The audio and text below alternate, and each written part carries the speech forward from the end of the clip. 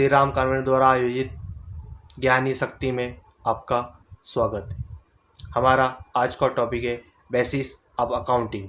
तो आइए हम मुख्य बिंदुओं पर चर्चा करते हैं। पहला, अकाउंट का विकास क्यों हुआ, क्यों इसकी ज़रूरत पड़ी, लेखांकन की प्रणाली क्या क्या है। तो पहले, अकाउंट का जन्म क्यों हुआ। व्यापार, व्यवसाय या उद्योग धंधे के बदलते स्वरूप के कारण प्रत्येक व्यक्ति में यह संभव नहीं रहा है कि वह प्रत्येक व्यवहारों को स्मरण में रख सके। इस समस्या के समाधान के लिए बुक कीपिंग या अकाउंटेंसी का जन्म हुआ। जैसा कि आपने अकाउंटिंग में पढ़ा होगा, पहले लिख पीछे दे, भूल पड़े तो कागज़ से ले। यह लाइन अब मैं आपको फिर से दोहरा देता हूँ। पहले लिख पीछे दे, भूल पड़े तो कागज़ से ले। यह छोटी सी लाइन में अकाउंट का सार छुपा हुआ। तो आइए जानते हैं हम इसको एक छोटे से उदाहरण के माध्यम से। आपने कोई व्यापार प्रारंभ किया और उस व्यापार में आपने 5 लाख रुपए का इन्वेस्टमेंट किया। वह व्यापार 6 महीने या साल भर तक चला। आपको यह जानना है कि व्यापार में घाटा हो रहा है या फ़ायदा। इसका पता लगाने के लिए यह लाइन कही गई है। हर चीज़ की कुछ सीमाएं होती है। ज़रूर नहीं है कि आप प्रत्येक व्यवहारों को स्मरण में रख सके। कुछ व्यवहार आप भूल भी जाते हैं। अगर आपने प्रत्येक व्यवहारों का रिकॉर्ड में लिखा गया है तो उसमें से आप कुछ व्यवहार भूल भी जाते हैं, तो आप रिकॉर्ड के माध्यम से वह व्यवहार देखकर पता लगा सकते हैं कि आपके व्यापार में घाटा हो रहा है या प्रॉफिट। तो आइए एक और एग्जाम्पल के माध्यम से इस लाइन को समझते हम।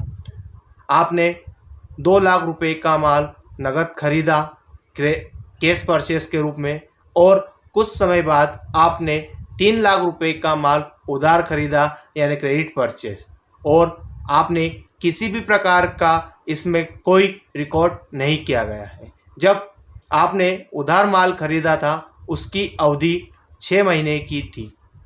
6 महीने बाद आप जब व्यक्ति को या लेनदार को पेमेंट देने जाते हैं तो वहाँ बोलता है कि आपने 4 लाख रुपए का माल उधार खरीदा था, लेकिन आपके पास किसी भी प्रकार का कोई रिकॉर्ड न होने के कारण आप उसे क्लीन चिट नहीं कर सकते। इसलिए यह बात कही गई है कि पहले लिख पीछे दे, भूल पड़े तो कागज़ से ले।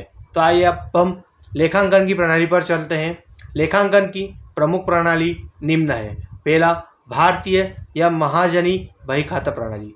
भारत में अधिक प्रचलित होने के कारण इसे भारतीय या महाजनी बही खाता प्रणाली कहते हैं।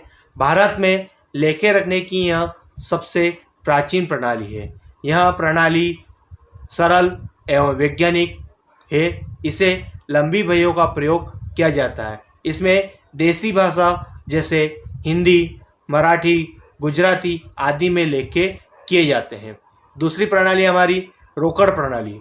इस प्रणाली में केवल नगद लेन देन का लेखा किया जाता है। उधार व्यवहार भुगतान होने पर लिखे जाते हैं।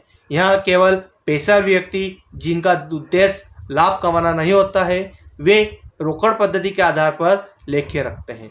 तीसरा, एक हेरा लेखा प्रणाली। इसे अपूर्ण बही खाता पद्धति भी कहते हैं। इस प्रणाली में कुछ लेन देनों का एक रूप में, कुछ लेन देनों का रूप दोनों में, और कुछ को लेखा छोड़ दिया जाता है। इसलिए यह अपूर्ण एवं वैज्ञानिक होने के कारण इसका प्रयोग छोटे व्यापारी ही करते हैं। अगला आता हमारा दोहरा लेखा प्रणाली। लेखांकन की यह प्रणाली पूर्णतः वैज्ञानिक एवं सर्वमान्य है। इसके अंतर्गत प्रत्येक व्यवहार का 2 पक्ष अर्थात नाम और जमा, डेबिट या क्रेडिट पर प्रभाव पड़ता है। इस पद्धति का जन्म इटली निवासी लुकास पेसियोली द्वारा की गई है। इसलिए यह प्रणाली पूर्ण व वैज्ञानिक द्वारा सर्वमान्य है।